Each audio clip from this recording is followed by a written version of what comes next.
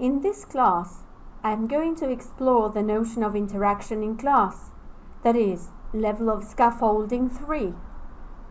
What does interaction in class consist of? What are we talking about when we refer to the moment-to-moment interaction? To talk about the scaffolding done through interaction in class, it is necessary to distinguish input from output so as to understand how they relate in the context of a language class. I will first define input in teaching terms, and I will describe different kinds of input that are used to support language learning in class. Then, I will define and explain what output is and its impact in language acquisition. Finally, I will refer to the ways in which teaching strategies articulate input and output in an English class. Let me begin by describing once again the concept of scaffolding. As we said in previous classes, scaffolding 3 can be defined as the moment-to-moment interaction that is structured to facilitate language acquisition. That is, we are referring to the negotiation of meanings through language use that is devised by teachers so as to support students in linguistic development. The moment-to-moment classroom interaction is characterized by containing instances of input and output. Input can be defined as the language available in the context of learning from diverse sources, that is, the language coming from the teacher, classmates, and oral, written, or multimedia texts. Conversely, output is defined as the language produced by the learner when speaking or writing while negotiating meanings. It is the result of processes of actual language use evidenced through oral or written texts. Let us begin our analysis focusing on input. In teaching terms, input can be divided into two categories. On the one hand, there is the input that is going to be used in class for passive recognition. That is, students are expected to understand that language but not produce it yet. It is the language for future active use and output, what I call foot out. We should expect students to understand what is being said or what is being read, but we don't expect them to process the language in such a way that they will be able to produce it in the immediate present. It is the language that they will have to learn in the near future. In contrast, input for active use is described as the language that students are expected to understand and produce in the context of that class. That is, the language that will be immediately used through output. This is what I call IM-out. Let us analyze this classroom extract.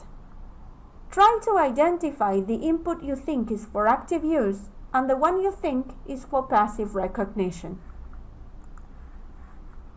Hello! Okay, now we're going to do a little story, okay? Now, you do it with me, okay? You do it with me. Now, say hello to your mom. Hello! Say hello to your mom. Hello! You are hungry. A TPR sequence is demonstrated. The children listen and do the movements accordingly. The sentences are repeated several times. In the beginning, it's important to maintain the order. The children learn to understand the meaning of the sentences with the help of mimes, gestures, and drawings on the board. Doing the movements themselves is an important memory aid. Show the plum to your mom. Your mom says, Soon, the children can make the movements on their own and in a different order. say hello to your mom. Your mom says, eek. Say hello to your mom. Your mom shows you some plums. Your mom says eek. Eek. Okay? Say hello to your mom. You are hungry. Your mom shows you some plums. Cut open a plum. Show the plum to your mom. Yes. Your mom says, eat. Very good. Okay, you listen to the CD and you write the numbers. Here we go. Say hello to your mom. Hello. It's 1. 2. You're hungry. The children listen to the sentences from the CD. They write the numbers by the pictures in their book. Afterwards, they compare their results. And here? 6. 6. And the last number here? 2. 2. Yes. You certainly have noticed that we are constantly exposing students to input that contains a high proportion of language for active use and a low proportion of language for passive recognition. Also, you noticed in all instances of classroom interaction there will be both types of input. This is done to ensure an adequate level of challenge in the language students encounter, while at the same time the language is comprehensible enough for students not to get discouraged and to be able to follow the teaching sequence. So what is the peculiarity of input in class? Input requires to be at what Krashen calls I+1 level of difficulty.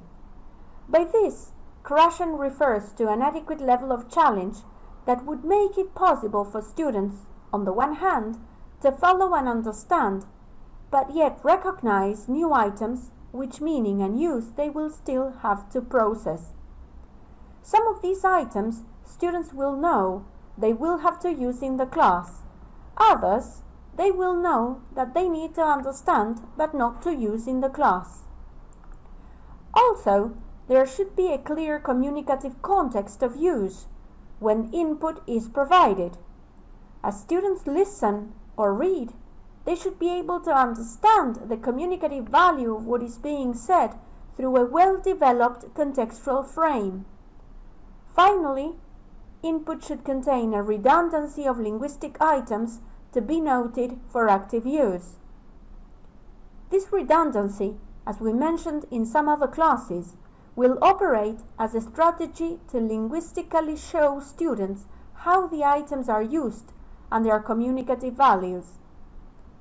This insistence on certain linguistic items will help students notice what they should be able to understand for immediate use in the task in class.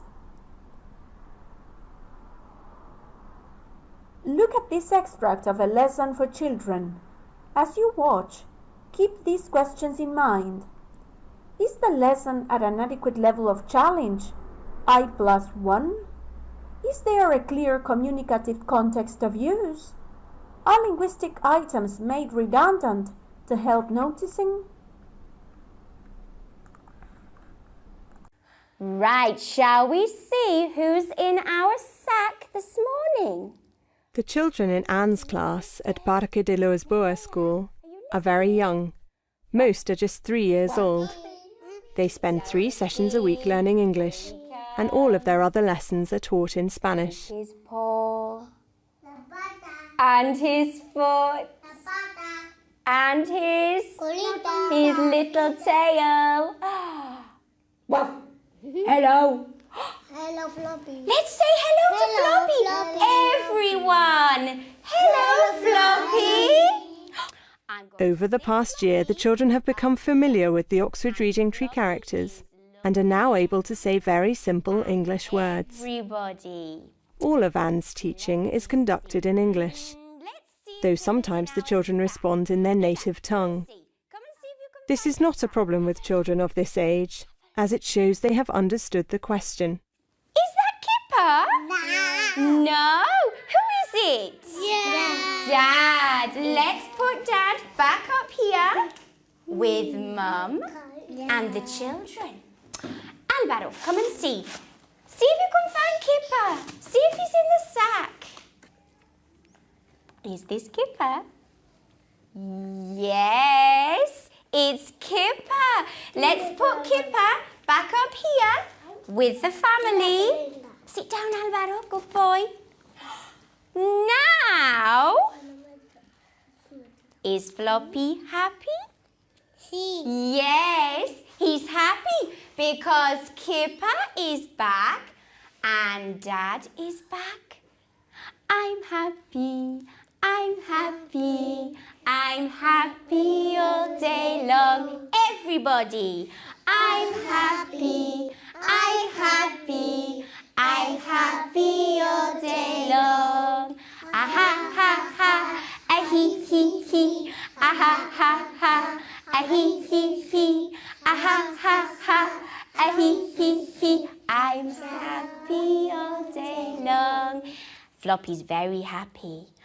Now we're going to have a story. A story. And in our story is Kipper and Dad and Mum. As you could see, the lesson is at an excellent level of challenge. It is totally adequate, and this is realized by the fact that the teacher carefully chooses what she is going to say, using the language that students already know, but also introducing new items in a very clear communicative context of use. It is very clear what the teacher is saying, and note that children can even anticipate in Spanish, their mother tongue, what she is saying in English. Note as well that she repeats several times the same items so as to generate an awareness on the new linguistic items that are to be learned during the class.